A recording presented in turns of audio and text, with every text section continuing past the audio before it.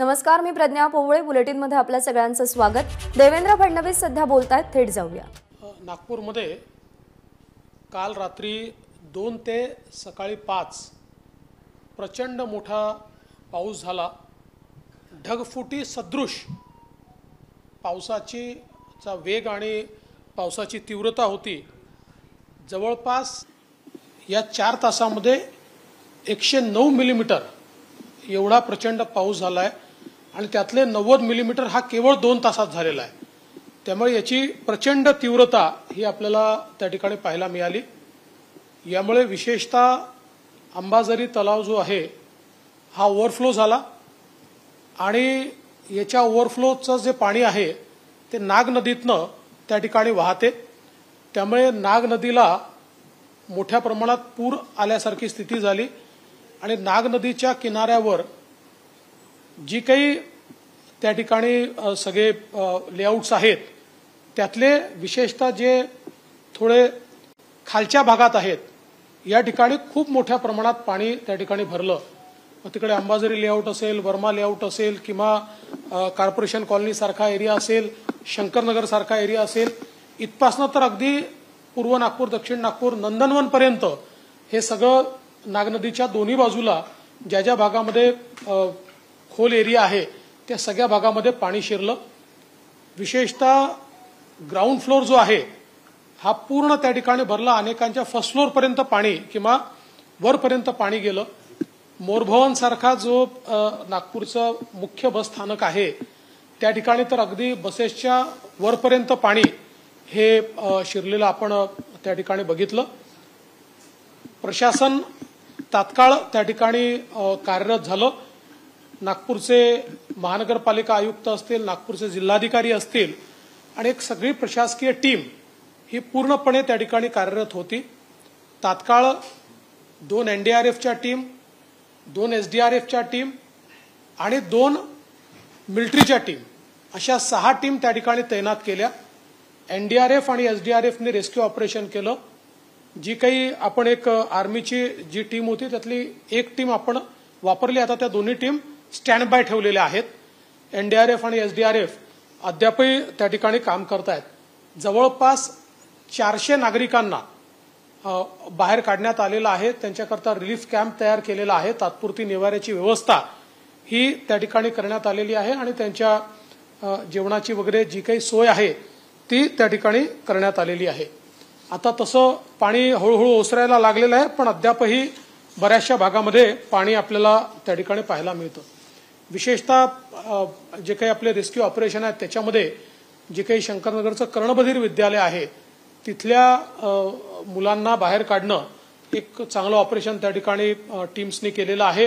LED college आहे तिथल्या मुली ज्या आहेत त्यांना रेस्क्यू करण्याचं काम हे देखील करण्यात आलेलं आहे. या संपूर्ण याच्यात दुर्दैवाने एक सिनियर सिटीजन एका आजींचा त्या ठिकाणी मृत्यू झालेला आहे. शाळा आणि महाविद्यालयांना आता सुट्टी देण्यात आलेली आहे आणि प्रशासन पूर्णपणे जागरूक असून त्या ठिकाणी पाहणी करून पंचनामे करणं, तात्पुरती मदत, पुढची मदत या सगळ्या गोष्टी या आता करण्यात येत आहेत. याच्यामध्ये एकूण 14 जनावरांचा मृत्यू झाल्याचं लक्षात आलेलं आहे आणि मला असं वाटतं की आता पाणी ओसरत असल्यामुळे परिस्थिती हळूहळू ठीक होते. तथापि लोकांना एवढीच आमची विनंती असणार आहे की कोणीही अफवांवर विश्वास ठेवू नये. प्रशासन पूर्णपणे जागरूक आहे आणि कुठल्याही परिस्थितीची अडचण असली तरी प्रशासनाशी संपर्क त्या ठिकाणी साधावा. खरं म्हणजे मी सकाळपासनं पूर्णपणे पहाटेपासूनच प्रशासनाच्या टचमध्ये आहे. सातत्याने जी काही मदत लागली त्या ठिकाणी तेही करतायत. मी देखील त्यांना मदत मार्गदर्शन जे करायचे ते करतोय. नागपूरला चंद्रशेखर बावनकुळेजी आपले त्या ठिकाणी आणायचे होते आणि बावनकुळेजी स्वतः या सगळ्या भागाचा दौरा करतायत. त्यांच्यासोबत एक सगळी टीम देखील आमची जी काही आहे ती दौरा करते. मी स्वतः देखील सायंकाळी त्या ठिकाणी जाणार आहे. आता माझे OSD आहेत संदीप जोशी आणि आमची जी सगळी टीम आहे सुनील मित्रा वगैरे हे सगळे लोकांना ज्या काही अडचणी आहेत त्या सोडवण्याचा प्रयत्न करतात. संध्याकाळी मी देखील त्या ठिकाणी पोहोचणार आहे. माझी लोकांना विनंती आहे की कोणी कुठल्याही अफवांवर विश्वास ठेवू नये. सर आज सुबह 2 बजे से 5 बजे के बीच नागपुर में भारी बरसात हुई और इन 4 घंटों में 109 मिलीमीटर बारिश वहां पर हुई है और उसमें से भी 90 मिलीमीटर बारिश मात्र 2 घंटे में हुई है।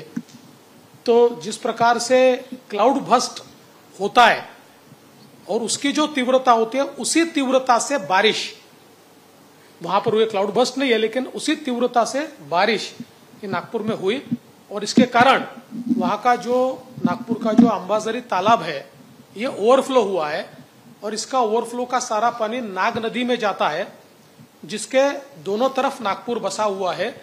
नाग नदी में भी बाढ़ की स्थिति आई, इसके कारण दोनों ओर जो निचले एरियाज है इसमें बहुत पानी भरा, लोगों का नीचे का फ्लोर पूरा पानी से भरा, लोगों को ऊपर के फ्लोर पर जाना पड़ा, रेस्क्यू ऑपरेशंस भी चलाने पड़े।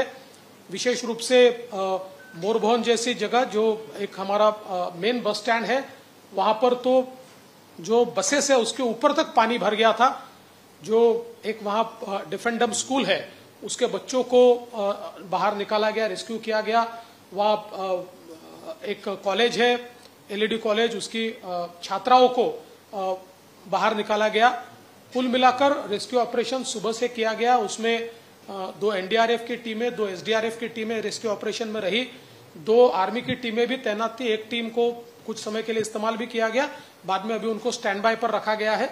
और इसमें एक महिला की मृत्यु हुई है और 14 जानवर ये मृत हुए।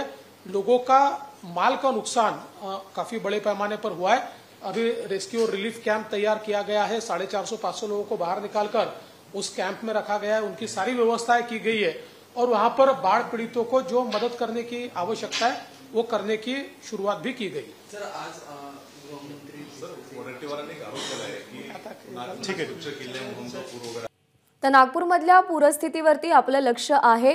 नागपूरकरांनी कोणत्याही अफवांवरती विश्वास ठेवू नये, प्रशासनाच्या वतीनं सगळी खबरदारी घेतली जाते असं सांगत असताना देवेंद्र फडणवीसांनी नागपूरमधल्या पूरस्थिती संदर्भात तपशीलवार माहिती दिली आहे। एबीपी माझा, उघडा डोळे बघा नीट।